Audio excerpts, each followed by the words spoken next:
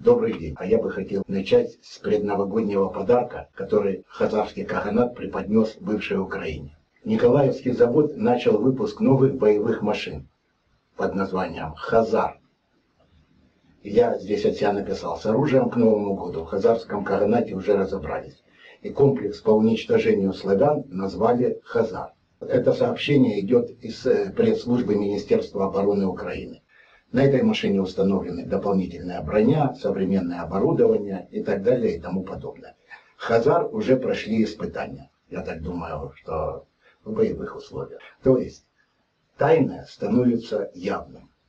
Вот и зазвучало название «Хазар» в юбилейный год 70-летия победы над фашистской Германией. И так длительно скрываемая тщательно вот эта вся система строения хазарского каганата проявилась в официальном для начала названии военной техники. Но я бы хотел перейти к теме идеологического оружия против славян.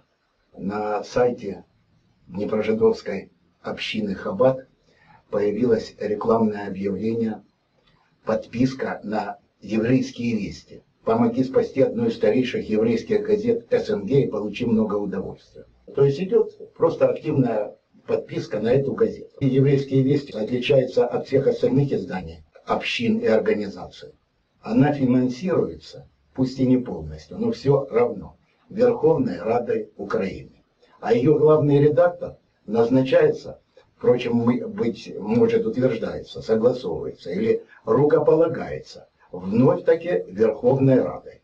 3 восклицательных знака. Напомню, с 2003 года эта газета была приложением «Голоса Украины», официальному органу Верховной Рады Украины. А с недавних пор она стала называться газета Еврейской Рады Украины. То она была Верховной Радой, а теперь Еврейской Рады. Видимо, учитывая количественный состав нынешнего Кнессета, вот на ней появилось название Еврейской Рады Украины газета. И поэтому, скорее всего, она и оплачивается Верховной, то есть она на бюджете Верховной Рады, и назначается главный редактор, как мы выяснили, главой Верховной Рады Украины, бывшей. Коль мы уже коснулись ситуации, связанной с Днепропетровском, я бы хотел чуть-чуть вернуться назад. Ханука в Днепрожидовске проводилась на главной площади Днепропетровска, которая недавно еще носила имя Ленина, и на которой удачно снесли памятник, как вы понимаете.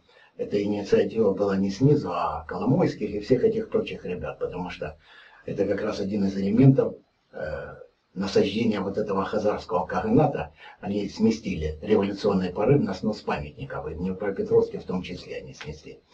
И эта площадь буквально там несколько месяцев тому назад была срочно переименована с площади Ленина на площадь героев Майдана. Вот такие они в Днепропетровске.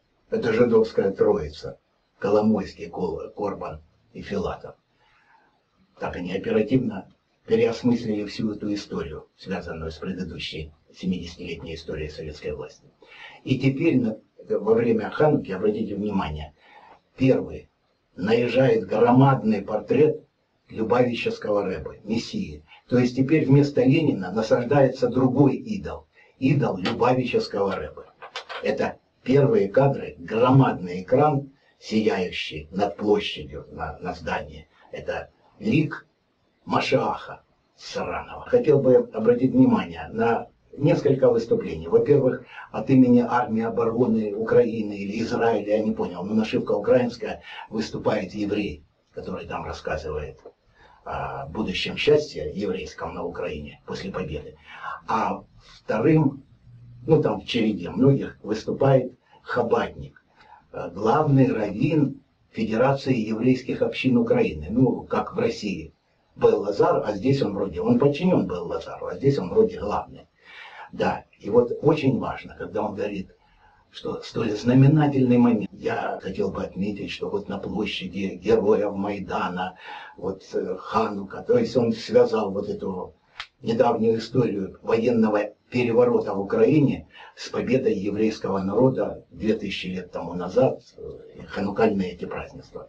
Это действительно знаменательный момент. И, к сожалению, мало кто на это обращает внимание.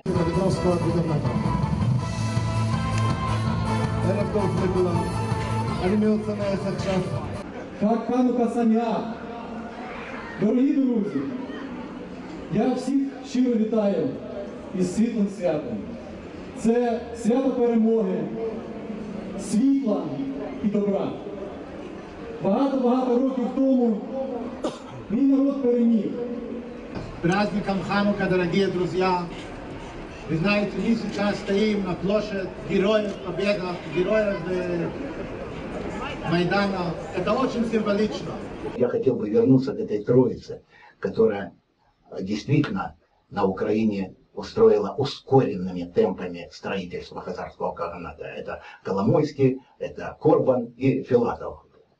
Вся их роль известна давно. Так вот сейчас у Филатова на его страничке появился симпатичный материал, связанный с ситуацией с Интером. Вы знаете, что перед Новым годом Интер показал российский огонек какой-то. И теперь немедленно разбирает, Надсовет там устраивают сейчас, 15 января будет, все ждут там закрытия Интера.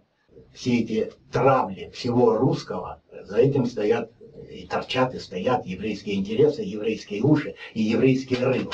Так вот, что говорит по поводу, как бы поступил Филатов, если бы был назначен Корбан относительно разборки вот с этим Интером. Если бы Корбан, это лупатый жидяра такой, знаете, который, кстати, в свое время, год тому назад, в это время отсиживался в Израиле вместе с Филатовым. А Филатов это тот, который сказал, известная фраза, надо обещать этим мразям все, а потом их поперемешать. Вот он продолжает всю эту историю. Кстати, хотел бы заметить, что этот Филатов сейчас в Верховной Раде по казивке Хабада, он же представляет Днепропетровскую общину, возглавляет комитет по приватизации. То есть Коломойский и вся эта свора днепрожидовская будет заниматься приватизацией и контролировать на Украине. Ради этого они и погубили десятки тысяч жизней на Украине. Вот к этому они и рвались. И сейчас Хабад будет через Филатова контролировать вот эту ситуацию. Всего доброго, до новой встречи.